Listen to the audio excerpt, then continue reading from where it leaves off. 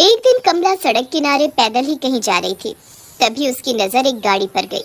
गाड़ी से उसकी बहुत पुरानी सहेली सुधा बाहर निकली। सुधा, सुधा, कौन हो तुम? क्या चाहिए? और मेरा नाम तुम्हें कैसे पता चला? तुम शायद मुझे भूल गई, पर मैं नहीं। मैं तुम्हारी सहेली कमला। हम एक साथ एक ही क्लास में पढ़ा करते थे। मैं तुम्हारे लिए रोज माँ के हाथ के बने आलू के पराठे लाया करती थी। याद आया? हाँ हाँ, याद आया। कमला, तुम कितनी बदल गई हो। मैंने तुम्हें पहचाना ही नहीं। अच्छा बताओ, तुमने अपनी ये क्या हालत बना रखी है? मांग में सिंदूर और गले में मंगलसूत्र देखकर तो लगता है जैसे तुम्हारी शादी हो गई है। तुमने सही कहा, मेरी शादी गांव में हुई है और मैं वहाँ बहुत खुश हूँ। एक 4 साल की बेटी भी है मेरी, पर वो वहीं अपने पिताजी के पास गाँव में ही है। अपने पिताजी को वो बहुत प्यार करती है ना, तो उन्हें एक पल भी नहीं छोड़ती।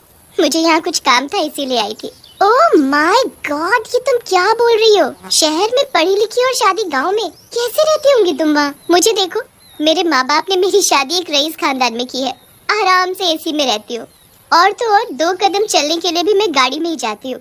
शहर की तो बात ही कुछ और है। वो बात गांव में कहा। तूने गांव में शादी करके अच्छा नहीं किया। गांव में आके रखा ही क्या है? घुटन भरी जिंदगी, बस 2 वक्त की रोटी, पति और बच्चे का प्यार मेरे लिए बहुत है। जो सुख शांति गांव में है वो शहर में तो बिल्कुल नहीं है। अब तुम मुझसे बहस करेगी? अरे मैं कह रही हूँ ना कि तुम्हारे गांव से अच्छा हमारा शहर है। दोनों बहस पर उतर आते हैं। बातें करते करते उन्हें काफी रात हो जाती है और उन्हें ये नहीं पता था कि वो सड़क के बिल्कुल बीचों बीच आ गए हैं। तभी सामने से एक ट्रक आता हुआ दोनों को कुचल कर चला जाता है। मरते ही दोनों सहेलियां चुड़ैल बन जाती हैं।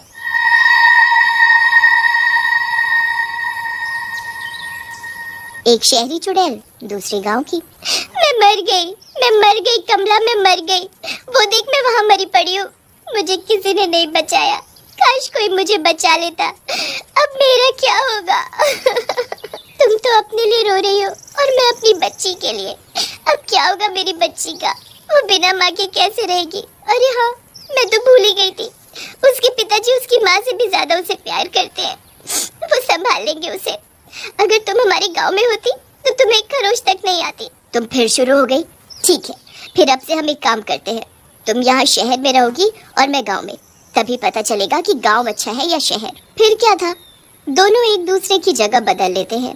चुड़ैल बनी कमला शहर में रहती है और सुधा चुड़ैल का रूप लिए कमला के गांव में पहुंच जाती है। जैसे ही सुधा गांव में पहुंचती है, उसका एक पैर गाय के गोबर में पड़ जाता है। ओह माय गॉड, ये छी छी क्या है? मेरा पैर, ये मेरे पैर में क्या लग गया? इससे कितनी बदबू भी आ रही है। छी, ऐसा लगता है कि अभी उल्टी हो जाएगी। तभी सामने से एक औरत रूपा सिर पर पानी का मटका उठाए वहाँ से गुजर रही थी। वो चुड़ैल को गोबर में सना देख उस पर हंसने लगती है। ये गांव है गांव, यहाँ कदम कदम पर ऐसा ही मिलेगा। संभल कर चलो चुड़ैल रानी। तुमने मुझे चुड़ैल कैसे बोला? तुम्हारी हिम्मत कैसे हुई मुझे चुड़ैल बोलने की? चुड़ैल को चुड़ैल नहीं बोलूंगी तो क्या बोलूं? तुम ही बता दो चुड़ैल रानी। हाँ? अरे मैं तो भूल ही गई थी कि मैं अब एक चुड़ैल हूँ। पहले जैसी नहीं दिखती अब मैं। अच्छा ये बताओ, मैं चुड़ैल हूँ, तुम्हें मुझसे डर नहीं लग रहा? हमारे गांव में आए दिन चुड़ैल घुस आती हैं। उन्हें हम मारते नहीं हैं, बल्कि उनसे पूछते हैं कि वो किस कारण से चुड़ैल बनी। आखिर उनकी क्या मजबूरी थी जो वो चुड़ैल बन गई मरने के बाद। फिर हम सब गांव वाले मिलकर उसकी इच्छा पूरी करते हैं और उसे मुक्ति दिला देते हैं, ताकि वो गांव वालों को दुखी न करे। उसके बाद वो चुड़ैल फिर कभी गाँव में दिखाई नहीं देती। अच्छा, तुम अपना ये गोबर वाला पैर आगे करो ताकि मैं इसे धो सकूं। What you mean गोबर? ये गोबर क्या है? इससे तो बहुत गंदी बदबू आ रही है। ये गाय का गोबर है, मतलब गाय की पॉटी। छी, तभी कहो इससे इतनी बदबू क्यों आ रही है। ये लो जल्दी धो दो मेरा पैर। रूपा मुस्कुराती हुई वहाँ से आगे निकल जाती है। जिसे मैं जानती नहीं पहचानती नहीं, उससे मैं कब से बात कर रही थी और वो मुझसे जरा भी नहीं डरी। क्या सच में गाँव के लोग ऐसे होते हैं? नहीं, मैं कुछ ज्यादा ही सोच रही हूँ। अभी तो यहाँ आई हूँ, अभी तो पूरा गांव देखना बाकी है। इस गांव में आते ही मेरी क्या हालत हो गई। सोचो वहाँ शहर में कमला का क्या हाल हो रहा होगा। वहाँ शहर में कमला इधर उधर भटक रही थी। उसे छुपने की कोई जगह ही नहीं मिल रही थी। ये शहर इंसानों से भरा पड़ा है, पैर रखने तक की जगह नहीं है। कुछ समझ ही नहीं आ रहा कहाँ जाऊँ। तभी कमला को सामने पकौड़ों की दुकान दिखती है। वो सीधी वहाँ घुस जाती है। भैया, क्या मुझे थोड़े पकौड़े दोगे? बहुत भूख लगी है, इसके बाद तुम्हें पैसे भी दूंगी। हाँ, क्यों नहीं, मैं भी तुम्हें कोई फ्री में तो दूंगा नहीं है? पैसे तो देने ही पड़ेंगे। जैसे वो भैया सिर उठाकर चुड़ैल को देखता है तो उसे देखकर डर से थर-थर कांपने लगता है। तुमने पहले क्यों नहीं बताया कि तुम चुड़ैल हो? मैं तुमसे पैसे ही नहीं मांगता। ए, तुम ये पकौड़े फ्री में खाओ, पर मुझे मत खाना, चाहे तो सारे खा लो। पकौड़े वाला भैया तुरंत वहाँ से भाग खड़ा होता है और एक तांत्रिक को अपने साथ बुला लाता है। वो देखो, वो रही चुड़ैल। मेरी दुकान पर चुड़ैल ने कब्जा जमा लिया है। बाबा, अब आप इसे अपनी तंत्र विद्या से भगा दो। आपको जितना पैसा चाहिए मैं तुम्हें दूंगा।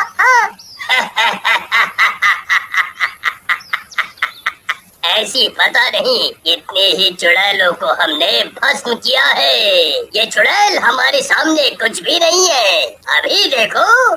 तांत्रिक थैले से भस्म निकालता है और मंत्र पढ़ने लगता है। नहीं नहीं, ऐसा मत करो, मैंने तो किसी का कुछ नहीं बिगाड़ा। फिर तुम लोग बिना वजह मुझे क्यों तड़पा रहे हो? इससे पहले कि ये तांत्रिक मुझे भस्म करे, मुझे यहाँ से गायब होना होगा। चुड़ैल फौरन वहाँ से गायब हो जाती है और किसी के घर पहुँच जाती है। अगर मैं थोड़ी देर और वहाँ रहती तो उस तांत्रिक ने मुझे भस्म ही कर दिया होता। पर ये मैं कहाँ आ गई? चुड़ैल मनोहर के घर में थी।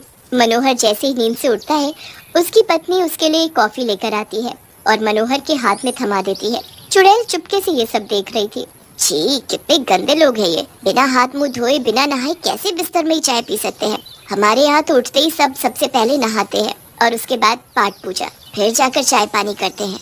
और यहाँ देखो, मुझे तो पहले ही शहर पसंद नहीं था, इससे तो हमारा गाँव अच्छा है। यहाँ चुड़ैल कमला और वहाँ चुड़ैल सुधा भटक रही थी। सुधा अपनी मस्ती में यहाँ वहाँ देखती हुई जा ही रही होती है कि तभी उसकी नजर कुछ खेलते हुए बच्चों पर पड़ती है। ये देखो गांव के बच्चों को। हमारे शहर में बच्चे सुबह उठकर स्कूल जाते हैं और यहाँ गांव के बच्चों को देखो, मिट्टी में खेल रहे हैं। कोई पढ़ना वढ़ना नहीं है इन्हें, दिन भर बस उछल कूद।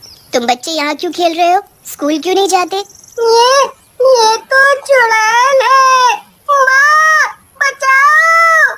राजू डर मत, मैं हूँ ना, मैं तुझे कुछ नहीं होने दूंगी। तुम बच्चे स्कूल क्यों नहीं जाते बताओ, नहीं तो मैं तुम सबको खा जाऊंगी। 2 दिन से हमारी मैडम गायब है, उनके बिना हम कैसे पढ़े, इसीलिए हम सब यहाँ खेल रहे हैं।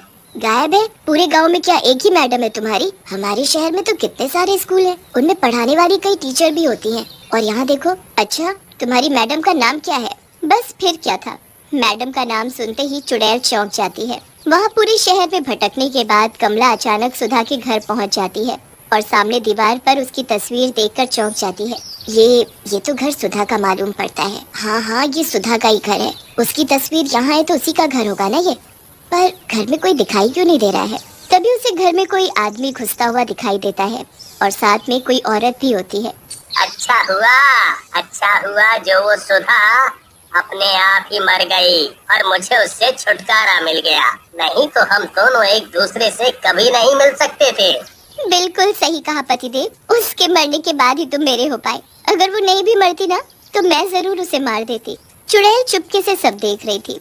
वहाँ सुधा कमला का नाम सुनते ही बच्चों से उसके घर का पता पूछती है और वहाँ जाती है। वहाँ उसके पति सुभाष और बच्ची को देख हैरान रह जाती है। वो अपनी बेटी की पूरी देख रेख में लगा था। चुड़ैल ये सब देखकर वहाँ से चली जाती है और कमला को याद करती है। तभी कमला उसके पास वहाँ आ जाती है। मैं तुम्हें याद कर रही थी, अच्छा हुआ तुम आ गई। मैंने तुम्हारा पूरा गाँव देखा और देखकर यही पता चला कि यहाँ ऐशो आराम भले ही नहीं है, पर यहाँ के लोग बहुत अच्छे हैं। खुली हवा में सांस लेना कितना अच्छा लगता है। शहर भी इतना बुरा नहीं है जितना मैं सोच रही थी। वहाँ स्कूल है, हर सुविधा है, पर लोगों की सोच बहुत छोटी है, आलसी है, हमेशा ऐशो आराम में ही रहना पसंद करते हैं। और हाँ, एक बात तो मैं तुम्हें बताना ही भूल गई। मैं तुम्हारे घर गई थी, तुम्हें मरे हुए 2 दिन भी नहीं हुए कि तुम्हारे पति ने दूसरी औरत से शादी कर ली। वो अब वहीं तुम्हारे घर में रहती है। सुधा ये सब सुनकर रोने लगती है। कमला उसे जैसे तैसे चुप करा देती है। मेरा पति बेईमान निकला, पर कमला तुम्हारा पति और बच्ची बहुत ही अच्छे हैं। तुम्हारा पति अपनी बेटी की बिल्कुल माँ के जैसे देखभाल करता है और गांव के लोग वो भी बहुत अच्छे हैं। गांव की खुली हवा में सांस लेकर बहुत सुकून मिल रहा है। दोनों चुड़ैलों को अपनी अपनी जगह बदलने के बाद पता चला कि दोनों ही जरूरत की जगह है, शहर भी और गांव भी।